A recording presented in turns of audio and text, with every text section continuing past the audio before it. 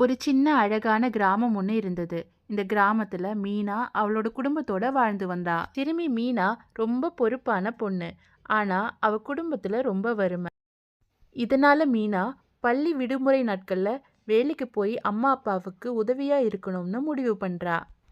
இதை அவங்க பெற்றோர்களும் வேற வழி இல்லாம ஒத்துக்கிறாங்க.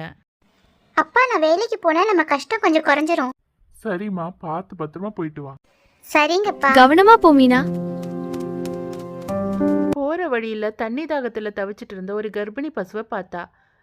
அச்சச்சோ, இந்த பசுவுக்கு ரொம்ப தண்ணி தாகம் அடிக்குது போல இருக்கே. நீ கவலைப்படாத, நான் உனக்கு தண்ணி கொண்டு வரேன் என்று கூறிவிட்டு அருகில் இருந்த கிணற்றிலிருந்து தண்ணீரை எடுத்து பசுவிற்கு கொடுத்தாள். பசுவும் தண்ணீரை குடித்துவிட்டு நன்றியுடன் மீனாவின் பின்னாலேயே சென்றது. வா, அங்க போய் வேலை கேட்கலாம்.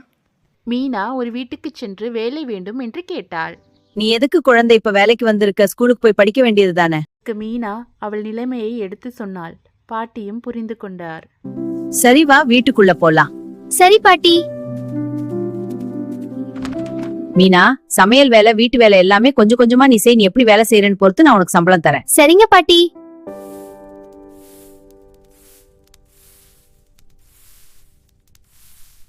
பரவாயில்லையே, உனக்கு இந்த வேலையெல்லாம் கூட செய்ய வருதே. ஆமா பாட்டி, அம்மா சொல்லி கொடுத்தாங்க. மீனா அழகாக சமைத்து பாட்டிக்கு கொடுத்தாள். அடடே, நல்ல வாசனையா இருக்கே. அருமையா இருக்கு மீனா. நன்றி பாட்டி. அப்படியே இரவும் வந்தது. பாட்டி மீனாவை அழைத்து, உனக்கு எந்த அறை வேண்டும் என்று கேட்டார். ஈனா, இங்க 3 அறை இருக்கு. ஒன்னு அதிரச அறை, ஒன்னு முறுக்கு அறை, இனி ஒன்னு நான் வேலை செய்யற கயிறு திரிக்கிற அறை. உனக்கு எந்த அறை வேணும்? எனக்கு கயிறு திரிக்கிற அறையே போதும் பாட்டி. பாட்டியும் இதை கேட்டு ஆச்சரியமடைந்தாள்.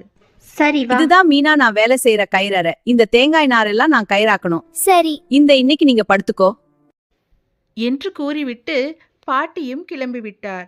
பிறகு மீனா இரவு முழுதும் நார்களையெல்லாம் எடுத்து கயிறு திரிக்க தொடங்கினார். விடிவதற்குள் அனைத்து கயிர்களையும் திரித்து அழகாக அடுக்கி வைத்தார்.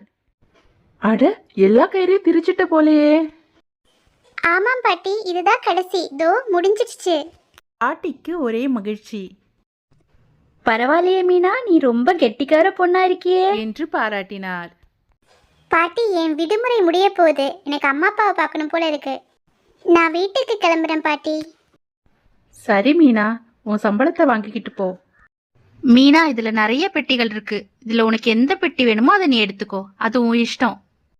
சரிங்க பாட்டி, எனக்கு இந்த சின்ன பெட்டியே போதும். இருப்பதிலேயே சின்ன பெட்டியை எடுத்துக்கொண்டாள் மீனா. மீனா, நீ கூட்டிக்கிட்டு வந்த மாடு கண்ணு போட்டிருக்கு. இந்தா, இதையும் ஓட்டிக்கிட்டு போ. ஐ செல்லம், வாங்க வீட்டுக்கு போலாம். வீட்டுக்கு சென்றதும் மீனா குடும்பத்துடன் பெட்டியை திறந்து பார்த்தாள். பெட்டி நிறைய பொற்காசுகள் இருந்ததைக் கண்டு குடும்பமே மகிழ்ந்தனர். மீனாவின் குடும்பமும் செல்வந்தராகிவிட்டார்கள். சந்தோஷமாக இருக்கு. பக்கத்து வீட்டில் உள்ள ராதாவுக்கும் அவள் பெற்றோருக்கும் இதை கண்டு பொறாமை ஏற்பட்டது. பக்கத்து வீட்டுக்காரங்களை பாத்தியா, நல்ல வசதியா இருக்காங்க.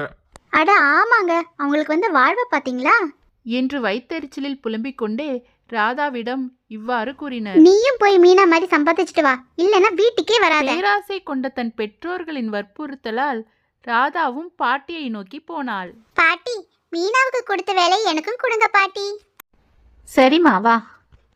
பாட்டி ராதாவை அழைத்து சென்று மீனாவுக்கு கொடுத்தது போலவே ராதாவுக்கும் வேலைகள் கொடுத்தாள். ஆனால் ராதா சுத்த சோம்பேறி. எந்த ஒரு வேலையும் செய்ய தெரியவில்லை. பாட்டி சொன்ன எந்த வேலையும் செய்யாமல் சந்தோஷமாக ஓய்வெடுக்க தொடங்கிவிட்டாள். என்னது இது? என்னம்மா, நீ வேலைக்கு தானே வந்த? இரவும் வந்தது. பாட்டி, உனக்கு எந்த அறை வேண்டும் என்று கேட்டபோது, எனக்கு அதிரச அறை போதும் பாட்டி என்று கூறி அதிரச அறையையும் வாங்கி கொண்டாள். இரவு முழுவதும் அங்குள்ள அதிரசங்களை தின்றுவிட்டு வயிறு சரியில்லாமல் வாந்தியும் எடுத்துவிட்டாள். என்ன மன்னிச்சிடுங்க பாட்டி, உங்க அறையை நாசம் பண்ணிட்டேன். பரவாயில்ல ராதா, நீ வேலை செஞ்சதெல்லாம் போதும். நீ வீட்டுக்கு கிளம்பலாம். ராதாவை பாட்டி பெட்டி இருக்கும் அறைக்கு அழைத்து செல்கிறார். உனக்கு என்ன பெட்டி வேணுமோ எடுத்துக்க ராதா. அங்குள்ளதிலேயே பெரிய பெட்டியாய் பார்த்து எடுத்துக்கொண்டாள் ராதா. எனக்கு இந்த பெட்டி போதும் பாட்டி. பெட்டியை எடுத்துக்கொண்டு வீட்டுக்கு சென்றாள் ராதா. ராதாவின் பெற்றோருக்கோ ஒரே மகிழ்ச்சி. வாங்கப்பா, பெட்டியை திறந்து பார்க்கலாம். பெட்டியை திறந்து பார்த்த ராதாவுக்கும் ராதா குடும்பத்தாருக்கும் ஒரே அதிர்ச்சி. அதில் எதற்கும் பயன்படாத பழைய பொருட்களும் செருப்புகளும் மட்டுமே இருந்தன. கதையின் நீதி: நாம் கஷ்டப்பட்டு உழைத்தால் உழைப்பின் பலன் நிச்சயம் கிடைக்கும். அடுத்தவர்களை பார்த்து பொறாமைப்படுவதால் எந்த பலனும் இல்லை.